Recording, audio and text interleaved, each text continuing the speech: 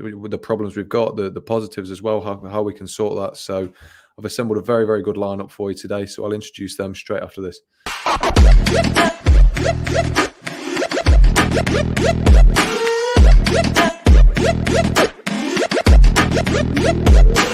Click subscribe to get daily Manchester United content from passionate Reds, only on All for United.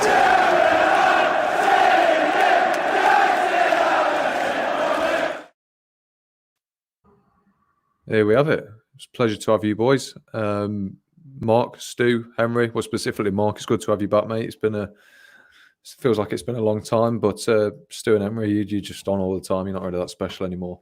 But I've never been special. I've never been special. You've always been special to me, Stu. Don't worry about it. But yeah, we're going to talk about the defence. I'll come to you first, Mark. Obviously, we only one clean sheet so far this season. We've conceded 6 goals in 7 games in the league. Is it a worry for you, the defence, and how they've performed so far?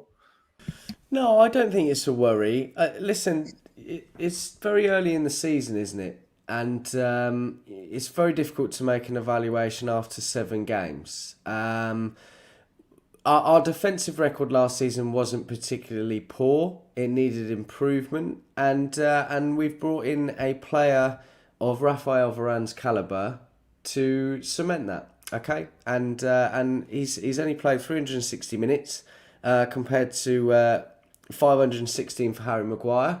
And it's going to take a little bit of time to be ready for the English game. It's very different. Be ready in the new team with different teammates. And look, it's one of those things. I think you've seen all teams concede goals. And fundamentally, regardless of all the chit-chat about how we're doing at the moment, we're still very much up there and only a point off. And for me, I think that's good enough. But we do need to improve on that. Yes, the defence needs to get better. We've got a new defensive set-piece coach. Up until the goal that we conceded against, who was it the other week? Can't remember. But we hadn't conceded from a set-piece in 540 minutes. Now, that is an improvement on a goal conceded every 244 last season. Okay, but again, with that new coach that's been instilled, it takes a bit of time. So I think that we will see a lot more throughout the season. At least I would hope so.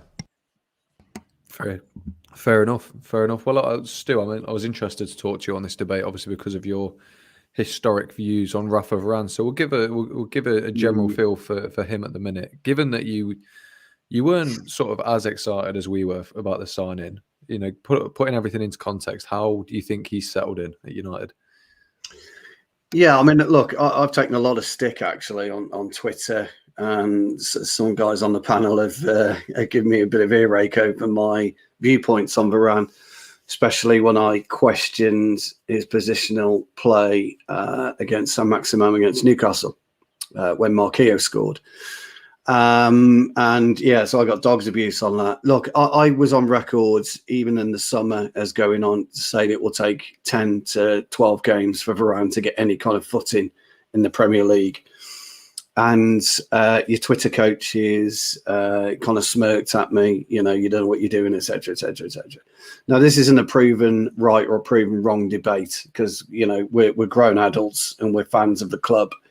And I would say that Varane has acquitted himself better than I thought he would in the Premier League. But it's if you remember a conversation that I brought up, probably one of my very first shows, it might have been the second show, I spoke about the real need to have a solid goalkeeper, a solid central defensive pair, and a solid central midfielder, because those are the real key elements to how you perform as a group. And I'll stand by this. Your goalkeeper, is there to keep the ball out the back of the net, but he's also there to dictate where the back four are. Your central defenders dictate the central midfielder, and your central midfielder dictates your front six. The only players that really get it in the net twice are your wide players, because your fullback should be discussing and constantly talking to them about you want the where you want the wide players positioned to help you with overlaps, or if you've got any problems with through balls, etc., etc., etc. And I think Varane was always going to make mistakes. It's impossible for him to come into the Premier League and not make mistakes. Thiago Silva had the same issues at Chelsea, and so did Van Dijk. And don't forget, by the way, Van Dijk had 12 months or a little bit longer at Southampton before he made his move to Liverpool. But the common theme will be when you look at Liverpool, and people will look and say, well, look, Ruben Diaz came in and had a solid first 12 months. Yes, he did. But behind him, you know, you've got Edison, and in front of him, you got Fernandinho. It's exactly the same with Van Dijk. You got Alisson behind him. You got Fabinho. You got Wijnaldum, or you did have Wijnaldum. You had Henderson in front of him. Varane has got a reborn De Gea behind him, who doesn't necessarily command his box what we would like, but he has him behind him.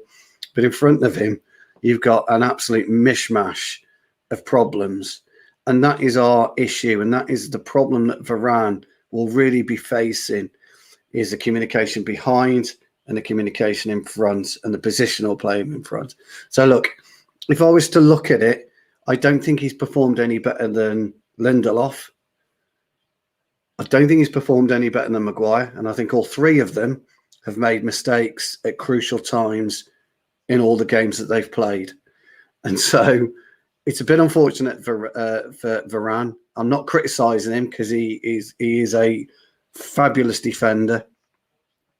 And I think you'll see the best of him in the second half of the season. And that's just to give you an overview of my thoughts. Fair enough. I'll come to you, Henry, on the same sort of question. Obviously, me and you both we're very excited by the addition of Varane. I think we were talking about it as early as January. So, you know, has he lived up to expectations with you so far? And I suppose to go off that, if he hasn't, could you have expected him to hit the ground running in a league like the Premier League? Well, I'll answer your question. He is a sexy French man. He is a very, very, very good defender. That took a turn. Just thought I thought I'd make it. I thought I'd make it quite easy for you guys. No, he's a very, very talented player. I mean, his resume says it all, really, doesn't it? I know people argue he played in the Galacticos team, which is what everyone always says. Oh, he played in this fantastic side. Yeah. Well, look at Diaz when he doesn't have that solid midfield in front of him. He gets run around like a rag doll.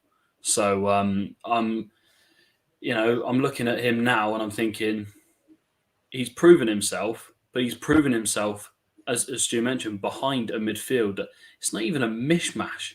It's just a load of crap, really, isn't it? It's just dross. The midfield it doesn't protect their defence in any way, shape, or form. They're always exposed. So, and he's made maybe one mistake, but those things can happen in games. Little lapse of concentration, but other than that, he's been, I think, I'd say one of our top three best players so far this season, just on consistency, the quality, and aura as well.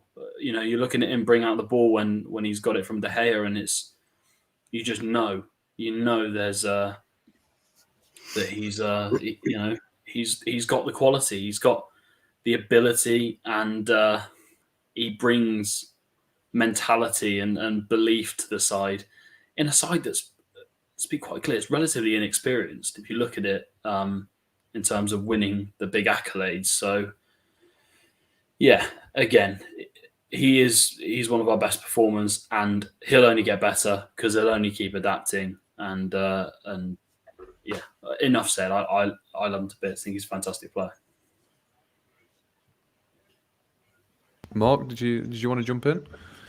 Yeah, just looking at some statistics here, really. Harry Maguire and Lindelof have both sort of performed very similarly. And things that we were looking at last season were the sort of last-ditch tackles. The keeping up with the defenders that get past them, which I think is shown on numerous occasions. I think there's been a couple of opportunities that have that have been squandered because he's managed to get back and make that last ditch challenge. We saw that against Wolves. We saw that against Everton, and one other at least. And I think that we can see, on top of what everyone else has said, we can see exactly what he brings to the team, as well as that experience and that array of vast amounts of trophies that he's won. But just to give you some a few more stats actually. So in the Premier League, so he makes Harry Maguire, for example, makes at least one tackle a game, 0.8 interceptions, 0.3 fouls, and 4.2 clearances. Now, if we make a comparison to that with Raphael Varane, he's played obviously over 100 minutes less, 1.6 tackles a game, so that's considerably more, 0.6 interceptions, slightly more, and 3.6 clearances. Okay. Now, if you make another comparison to Virgil Van Dijk, who everyone absolutely applauds, and I think you did, James, a while back on your tweet. To sort of remind you of that. He's played 630 minutes, 0.6 tackles a game. Okay, considerably less than Raphael Varane, and that's what we wanted him to do. The last-ditch defending, last-ditch tackles. Okay. 0.7 interceptions, exactly the same. 4 clearances, slightly more, and 0.7 block shots. So look, you have to think about what everyone else says and the plaudits that Liverpool and Chelsea get, and really, in comparison, he's made a very good start to the campaign. You're supposed to do a mic drop as well after that. I ain't got a mic that I can drop, unfortunately, but I'll remember that next time. It does highlight, though, attacking options, doesn't it, and our central midfield deficiencies, because he doesn't need to be as active as what Varane and Maguire have got to be. Van Dijk, same with Diaz, and same with Thiago Silva. And I think eventually, when the CDM comes in, whoever it is, and it doesn't really matter who it is at this point in time, but whoever it is, you'll see that Varane's stats change completely. What I like about Varane, and what I think he has shown, is a genuine ability to read the game better than Maguire and Lindelof, and that's always been quite critical for us. He just needs that time to be able to gel with either Maguire or Lindelof, whatever. Well, we think it's going to be Maguire, don't we? Maguire, it seems to be Ollie's thing. And they've got to work out between them what's their strengths and what's their weaknesses, and how they can really intertwine together and become a cohesive unit.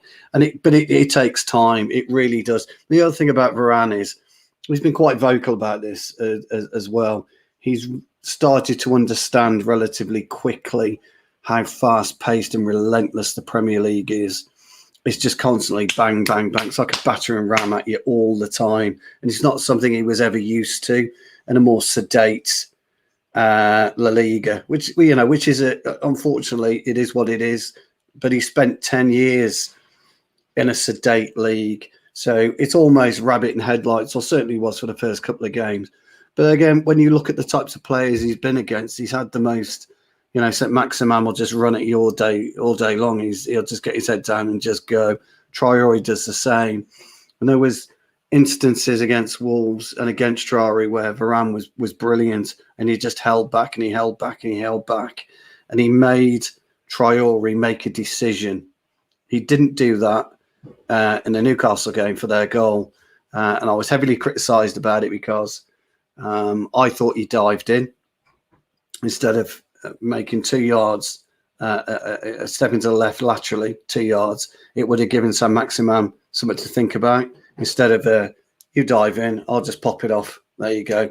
And then you're just scrambling all the time to get back. And that's why Marquinhos got the width and the angle to be able to put it past De Gea.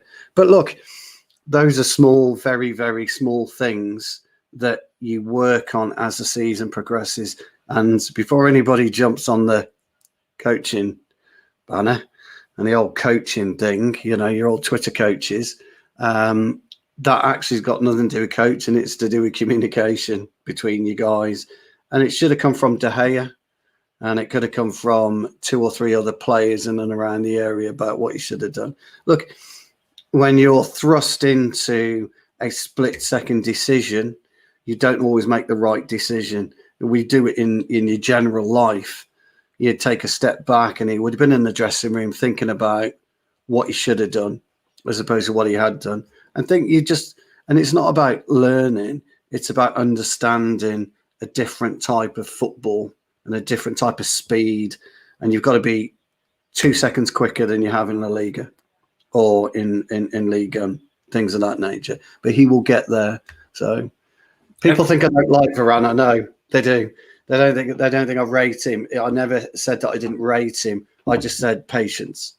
Every defender makes little mistakes, and we did witness a moment of sheer beauty actually with Bernardo Silva up against Van Dijk, who left him looking like a spider running on ice. It was a bit embarrassing to look at, and he, again, we'll pick out little mistakes, but these things do happen, and Van Dijk is a phenomenal defender. There's no doubt about it, but he got led on a merry dance by Bernardo Silva. Exactly. So those things do happen in games. You're in the Premier League, unexpected things happen, and any team, any player from any team is more than capable of causing you problems. So, well, if you look at Salah, he kind of dropped his shoulder and waved at Diaz before he popped his in the back of the net, didn't he? It does happen, and you mentioned Saint-Maximin and Traore. I would argue if they had the end product, a little bit better end product, they'd be two of the most prominent players in terms of direct running and scoring goals in the league. They're frightening to defend against. So he's had a few tests. I think he passed majority with flying colours. And again, it comes down to mentality as well. We've got a winner now. We've got a winner. We haven't got...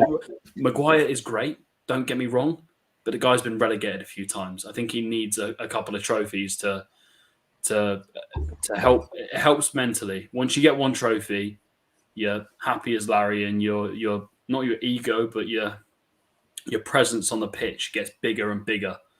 So I think we're just awaiting that moment. Well, just to round off on this, then I'll come to you, Mark, because I think you've been the longest since you've not spoken. Just to round us off on the Varane talk. If we look at this season compared to last season, so far, has there been enough evidence for you to suggest that Varane has made us better defensively? I would say so, and I base that on the fact that we're only 7 games in, as I mentioned. I think that the real moment comes after Christmas, where everyone seems to be a little bit more aware of each other, a little bit more aware of what everyone's strengths are, and I would say so. Saying not conceding every 244 minutes compared to 540 as it was at the time, that's a big change. That's a big improvement. Yes, we've conceded in a lot of the games, but we've also picked up a lot of points in those games. So listen, yes, and I do think that there is an improvement, and I think that improvement will surely shine through after Christmas. Fair enough. Perfect answer. Can't argue with that. Well, we'll stick with the positives then. Obviously, the whole defence as a unit is debatable whether it's been a positive or a negative. But one obvious positive has been the resurgence of David De Gea. And I'll come to you first, Stu. Yeah. Just how good and how important has he been so far this season? Look, I've always been a fan of De Gea. When I was growing up, one of my favourite players was Gary Bailey, goalkeeper, absolutely brilliant, commanding. Now, De Gea went through a stage. If you remember when he first came into the Premier League, he was knocked about like a rag doll. There were just teams were punting balls into him. We were bearing in mind, don't forget, he's been with us 10 years. So they're playing with natural number 9s, big, strong number 9s, Chris Wood type of players at that time. None of this false 9 nonsense. It was proper hairy-ass centre halves who are going to go in. They're going to look at the ball. They're going to look at you, drop the nut on you as soon as they quit. That type of player. And he was terrible. He was skinny. The shirts were baggy. They were dropping off him and that. And it took a couple of years to kind of bulk up and become the goalkeeper that Fergie bought. Now, his shot-stopping ability is the best up there. I think he's absolutely terrific. His problems still are he's a 6-yard goalkeeper. He won't command your 18-yard. And this goes back to centre-half issues.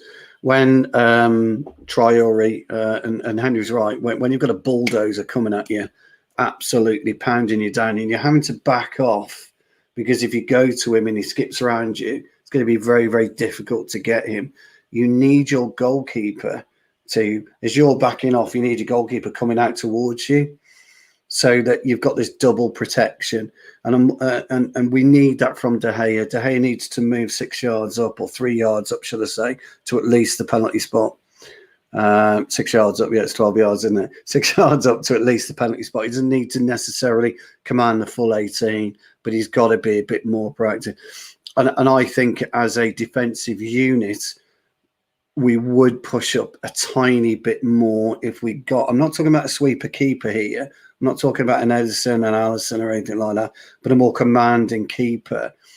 I think, well, I know so, as playing centre half myself, I know that if I've got a good solid keeper who I know is going to be behind me, if I've pushed up a little bit and the ball does go over the top, instead of me cutting the space down, the keeper's already chopping it in half immediately, and it gives you as a defender a chance to get back. So we need De Gea, in my opinion, humble that it may be, I think we need De Gea to be a bit more proactive in that section, because it will help. And it will help the defence mould better. And you need to have trust in people around you. And I still don't think there's a trust in De Gea's ability to play further out than the 6 yard box. From a shot point of view, if I was Varane or someone like that, I'd be looking around, yeah, no problem. I'd start walking 2 yards away because I'm confident De Gea's got it. I'm not confident to push up too far and have a ball over the top and he's there for me. So, but nobody could argue he's taken his chance. Fair play to him. He's got away. We all thought that he would want to go back to Spain and spend time with his family.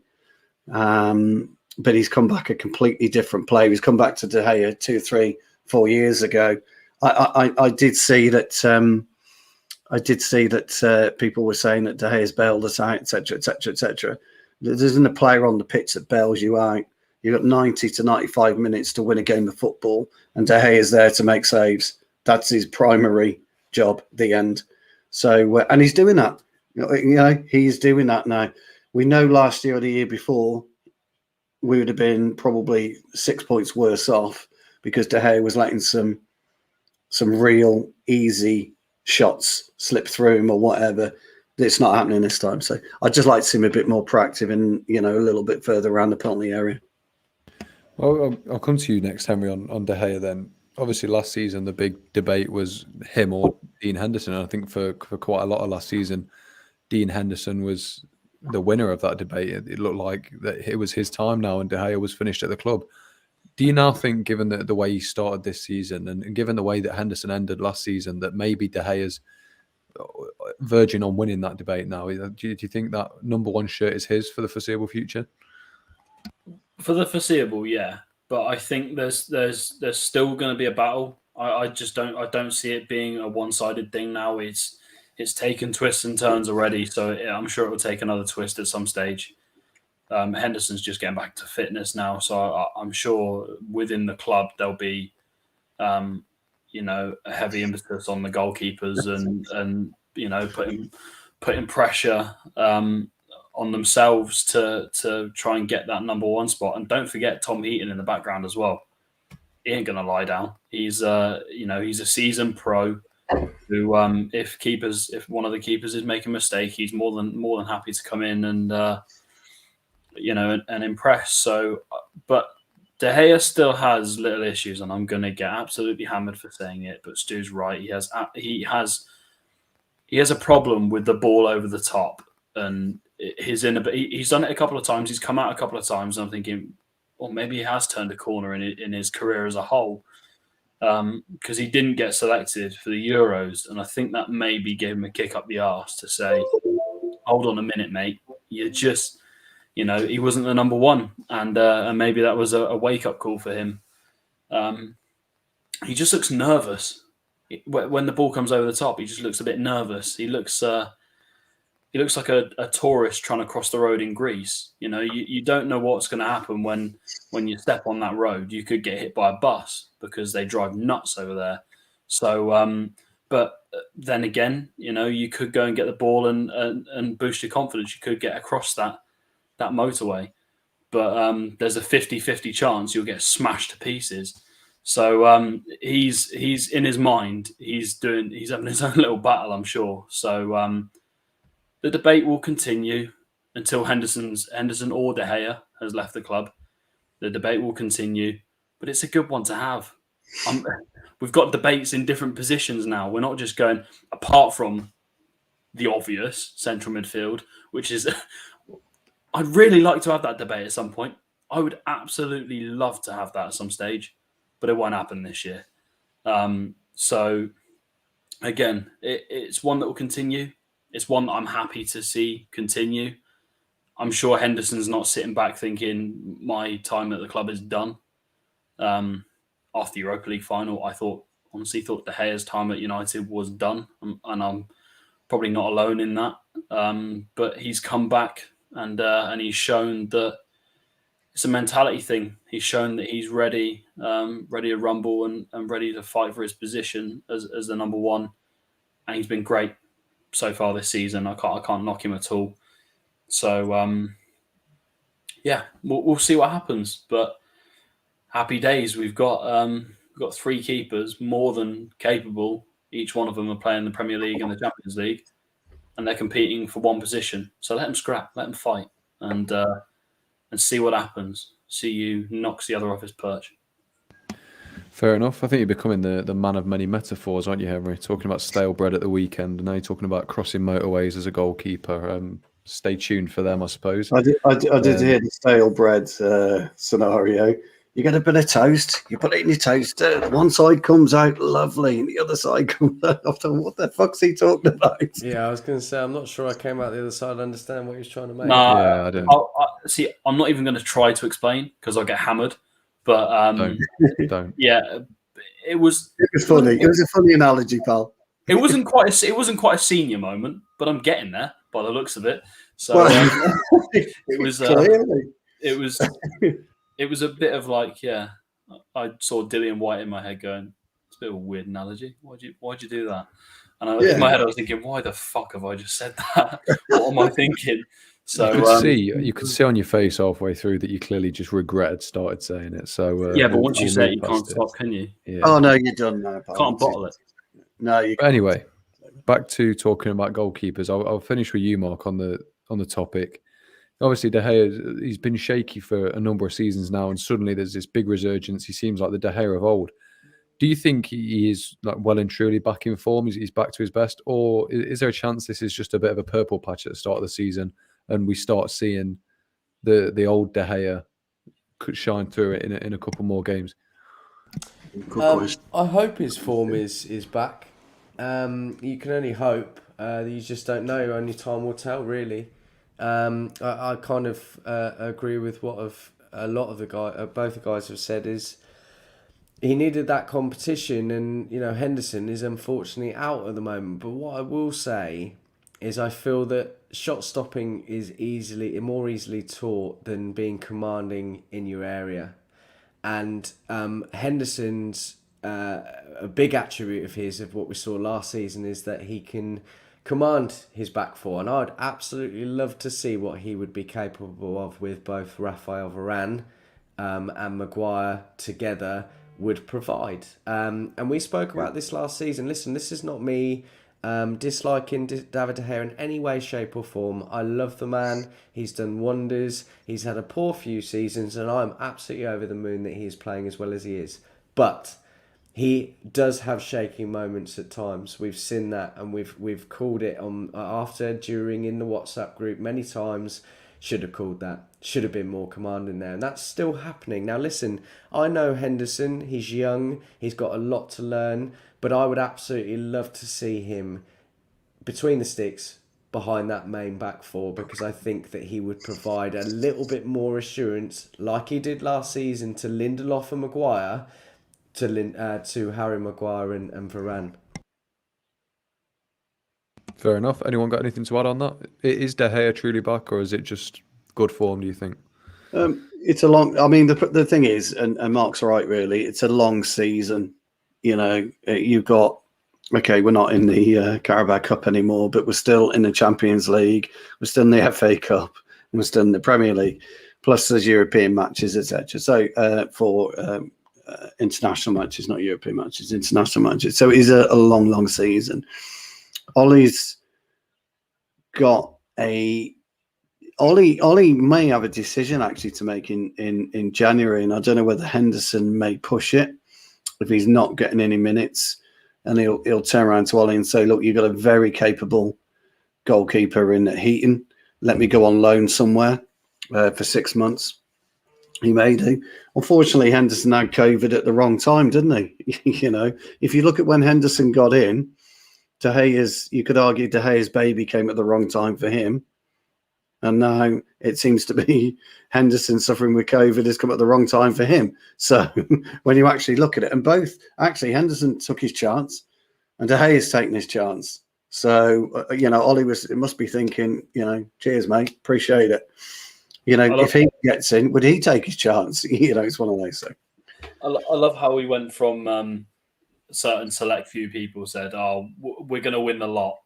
We're going to win the lot in the space of 2 weeks." Carthic. Me down already. Carthic, yeah. Yeah. But, yeah, it's one of those, isn't it? What's the point as a United fan sometimes, honestly? Yeah. No. Yeah, you're right. Pure sadness. Yeah. Fair enough. Well, we've covered the positives then, obviously Varane and De Gea, namely, but I think, in my personal opinion, that's where the positives have stopped in the back line so far this year. So, you know, we've had Wan-Bissaka, who has been not really at his best, and it's up to you guys to figure out how long that's been for. Then you've got Maguire and Shaw, who I don't think are replicating the form that they had last season. And then you've had the two standing fullbacks that have come in, and neither of them have impressed other than Tellez with his goals. So I'll come to you first, Mark. What's been the reason behind this general negative performance by the other defenders? Yeah, he certainly hasn't. I mean, there were a lot of criticism last season, I think, about him with going forward. And I don't think that's really changed, but he certainly has been off the pace on numerous occasions, and probably been our weakest link in that back four. Who knows why that's happening? And I think it's down to the coaches to be able to pick him back up, dust himself off, and sort of come into the Aaron that we know, right? I think he's hugely underrated with regards to going forward. Lots of people always say about him not getting forward enough, but you know, I think he did pretty well. Certainly better than a lot of people give him credit for last season. Got a number of assists. Our crosses went up from the right outside quite a big amount. But yeah, who knows at the moment? I think it's just one of those things that they just need to iron out, really. But just to sort of give you some stats again. Aaron Wan-Bissaka in the Premier League, 7 appearances, 630 minutes, behave, and his rating is 7.14. Okay, now if you compare that to Diago, right, he's played 1 game, 4 tackles, 1 interception, less of a rating.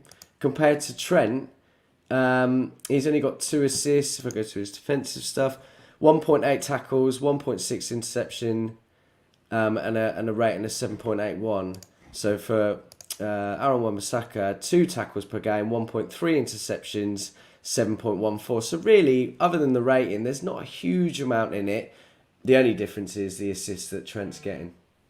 More stats now. More stat man. More The stat man. Welcome. Well, moving away from Wan-Bissaka, then I think we know his deficiencies. Obviously, he's still been solid enough in defence, and my thing with Wan-Bissaka is just remember how bad Ashley Young was and how good we've got it now. So that's my suggestion for Wan-Bissaka. But we'll go to Luke Shaw, his other fullback. I'll come to you, Stu. Now, obviously, he probably the best season in his career last season. got him a spot at the Euros. He then scored at the Euros in the final. Are we seeing a bit of hangover from that tournament? Because I don't think he's been anywhere near his best so far this season. Yeah, started believing his own press, didn't he? Luke Shaw started believing his nickname. No, I'm kidding. Look, there's a couple of things really. It takes a while to get over a broken rib or broken ribs. We don't know the extent of that damage. It does take a while. You can't. It has to heal naturally, and they are quite weak for quite a while. I'm guessing they fuse together fine, but it will still be quite painful. The beauty of having 11 players on the pitch is not all 11 players are at the peak of their performances at any given time. You'll never have, or very rarely, we have a group of 11 players that go out week in and week out and perform 9 out of 10. It just isn't possible. And it takes players time sometimes, for whatever reason, just to play themselves in to some kind of form. And it's going to require Luke Shaw to hit the reset button and start again, and unfortunately he's away with England again. He could have done with pulling out of England and just staying in the training environment of Carrington and being in and around the lads again and just playing himself back into form. And Wan-Bissaka has a similar thing. Now, the only reason I bring Wan-Bissaka up is because our fan base and people on this channel like Wan-Bissaka's got no positional play, blah, blah, blah, blah, blah, blah, blah. But we miss him for the Villarreal game, and everybody's waxing lyrical about how good Wan-Bissaka is and how we missed his tackling ability. And then when you look at the likes of Dallo, when you look at the likes of Tellez, it's always going to be very, very difficult when you're a bit part player to come in and just slot into any kind of system and expect to kick on.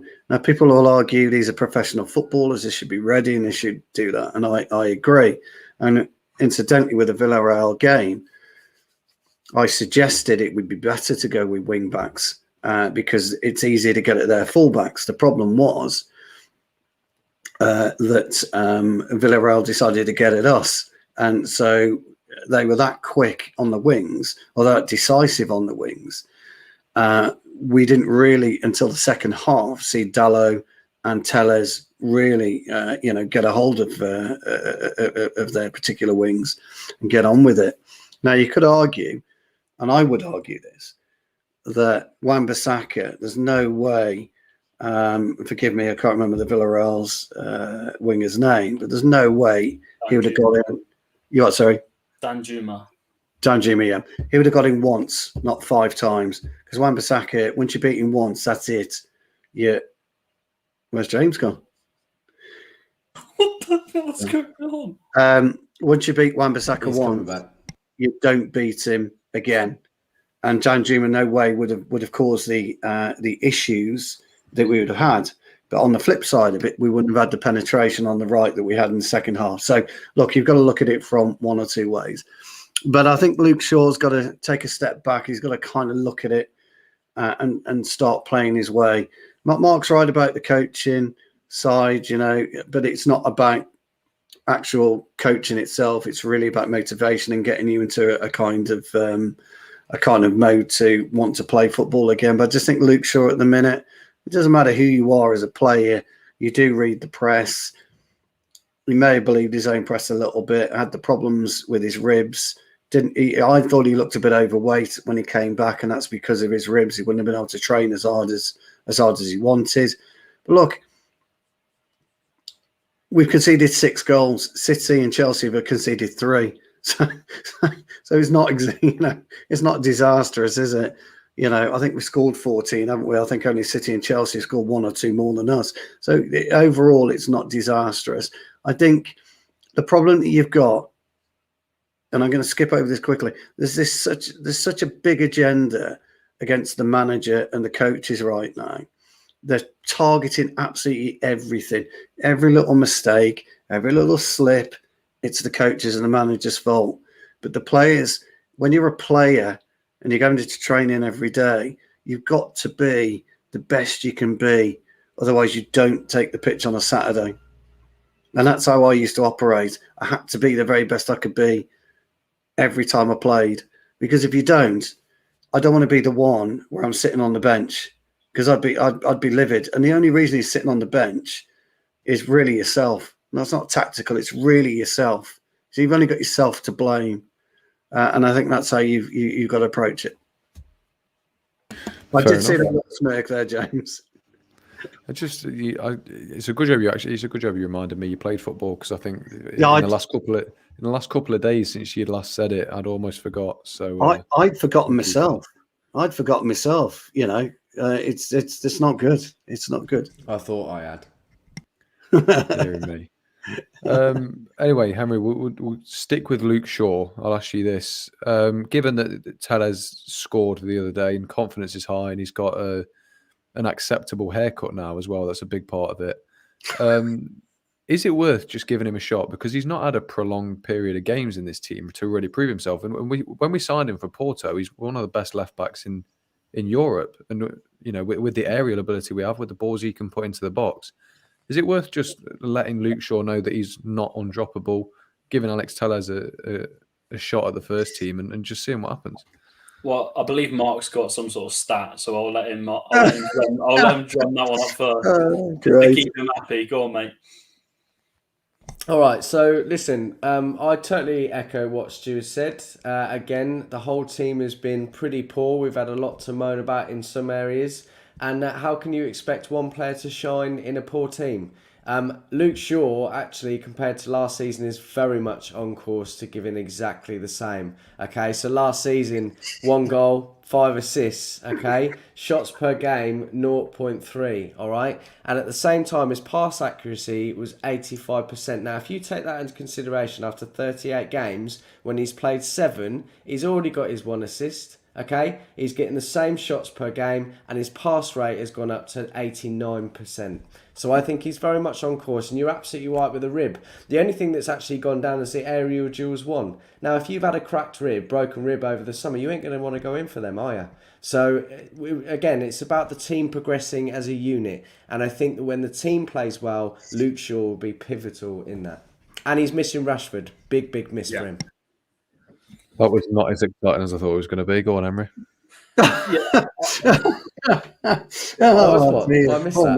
Poor Mark. I'll kind of echo that in the sense that the last bit is 100% right. He hasn't got a partner there. He's had Sancho. He's had Ronaldo once for a little bit of time, and it's just been chopping and changing really. Martial as well. You know, I think it's a bit. Yeah, I don't think he's been all there, to be honest. It's been frustrating. I think he's been one of the poorest performers, if I'm being honest, just because, just on the eye, he just doesn't look 100% right, and you can see that. Tellez, I would consider putting him in there just because he's not the most defensively capable, but his cross and delivery even from set pieces as well, it's phenomenal. It really is. You're not club captain and set piece taker for a top team in a top 5 or 6 European league if you're not a very good player. So I think that might be a good shout to stick him in there. And just something quickly on Delo, because I have some strong words to say about this dude. No, I haven't got stats. Just personality. Behave. Listen, I'm just going to say to you, right, you give me a lot of stick here, but you're just jelly. So behave. It's truly appreciated, but I just like taking the mick out of you. I am definitely absolutely. not jealous of you saying the word jelly. That's all I'm going to say. So Delo, worrying. That performance against Villarreal was worrying. And it's one of those where when you're walking down the street and you've got the 3 manhole covers in front of you, it's supposed to be bad luck to step on one of them.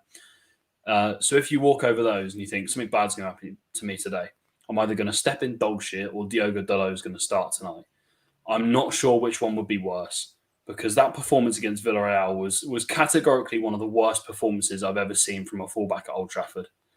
And that comes from opposing players as well. He was getting turned inside out. It was like he looked dizzy after 30 minutes. It was embarrassing. It was frustrating. The crowd were getting on his back a little bit, and understandably so. And again, Wan-Bissaka, I've spoken about his positioning a little bit here and there. It is a little concern. Tackling, absolutely phenomenal. One-on-one, one of the best defenders in the world. But Diago Dallas got torn apart, torn a new arsehole in that game. It was painful to look at. So I kind of hope that he doesn't start for a very long time. I would put Lindelof over him at the moment in that position. Again, just a dreadful performance where I don't see a way back for him now, especially after all the talk over the summer of him getting the boot.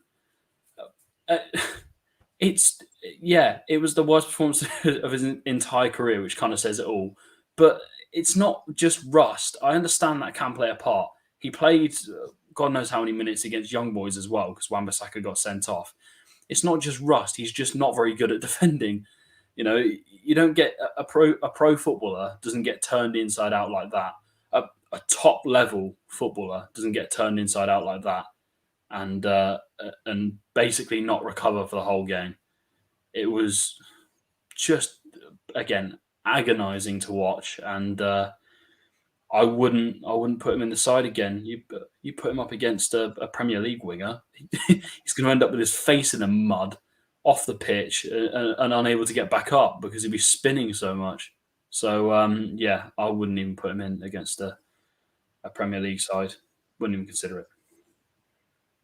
Harsh words. Mark, go on. I know you're itching to jump in. Yeah, I think that's a little bit harsh, Henry. You've got to remember he's been on loan at AC. He did very well there. They were interested in obviously taking him off our hands, and I think it would be a shame if we lost him, actually. Now, whilst Aaron Wan-Bissaka has got the advantage of being a great defender and you can work at being an attacker, you're right, Dallas not so good on the back foot.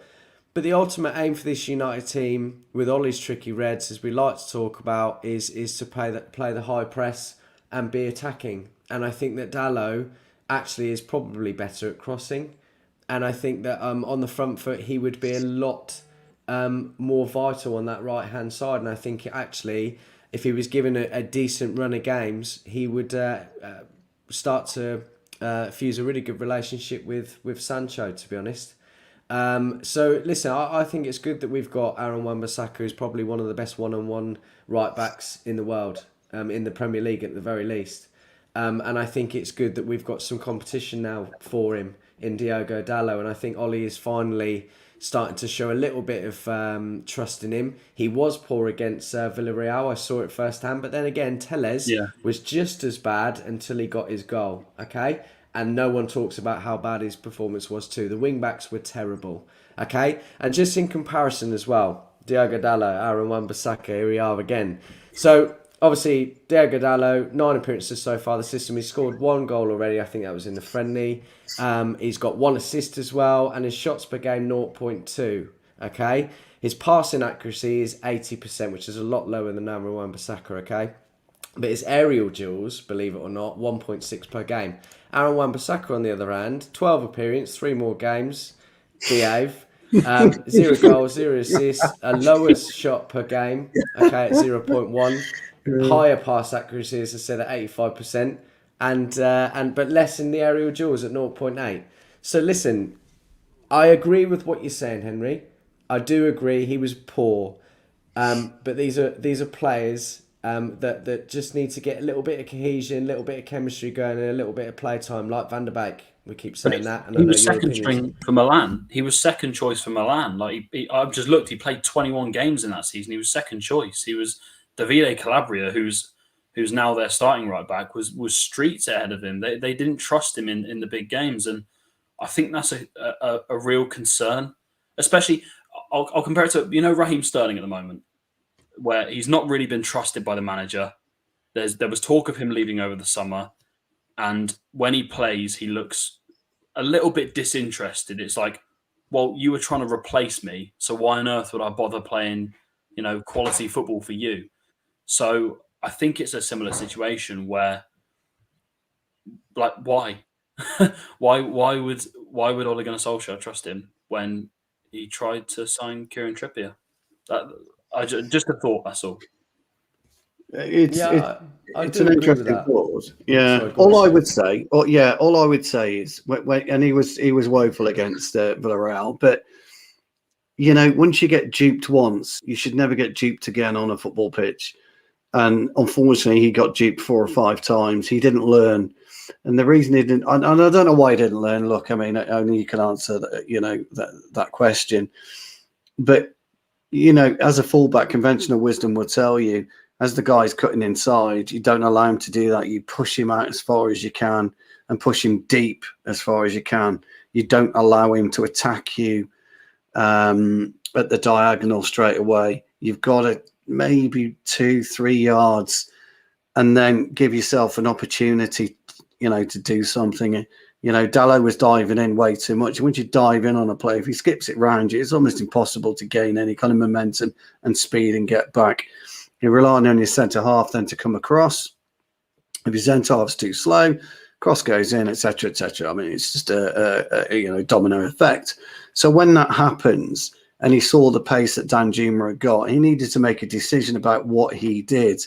And sometimes, the coaches might be screaming at you, look, we need you to get up and up and up. Sometimes you've got to, sit and hold for 20 minutes in a game. You know what's happening. You know where they're going to be playing. You know where they attacked us. So you just sit and hold for 20, 25 minutes and then give them something to think about. You always need to make the opposition rethink. And unfortunately, Dallo didn't do that against Danjuma. And that's just one of those things, isn't it? So I just thought I'd just offer that angle. Fair enough. It's a good enough angle to take. I think that rounds us off on the fullbacks. I just wanted to quickly cover Harry Maguire before we end. Obviously, I get we're coming to the hour mark, so we'll keep it short. I just wanted to answer you this because I had a little bit of a theory today about Harry Maguire in that he has looked substantially worse next to Rafa Varane, considering how good he was last season. I'll offer this up to the panel, and I'll be happy to listen to your suggestions as well. But is there a possibility that he's not doing as well next to Varane because technically he's the worst centre back out of the two? Do you think he likes being this shining star in that back line that is always to the rescue? And now that Varane's there, that's probably just as good, if not better than him, he doesn't really like it. Does anyone have anything to add on that? Just grow some balls. Yeah, I understand your question actually, and there would be some merit to it. The problem is, if there is merit to it, you've then got a weak-minded footballer, and you can't have a weak-minded footballer, especially at centre half. You've got to be mentally very, very strong, and this comes back to what I was saying right at the beginning of the show. It's all about how these players complement each other, and how Varane and Maguire complement each other.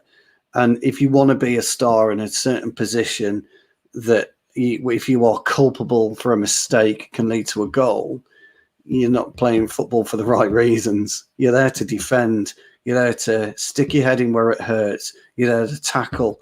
There are no 50-50s. You're there to win that ball. You're there to disrupt their front line. And if Varane's quicker than you, which he is, right, okay, you do the sweep side of it, I'll do the nasty side of it. Because I go back to the summer, I was talking about Varane playing alongside the likes of Pepe and alongside the likes of Ramos, both dirty, physical footballers. Maguire needs to add that to his game. That will complement Varane brilliantly, and we will have a really good two partnership. So if he is worried about that, James, and I get your question, I think it's a very, very valid question.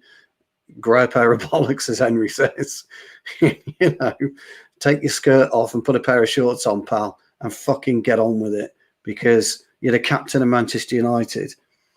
Get on with it, man. Well, it was a situation where clearly Varane's status might have had a little bit of an impact, where he comes in massive bollocks and he's like, right, okay, this is how it's done, pal. Like, this is how you win things. This is how the elite mentality, the elite mentality players kind of go about their business. This is how you do it.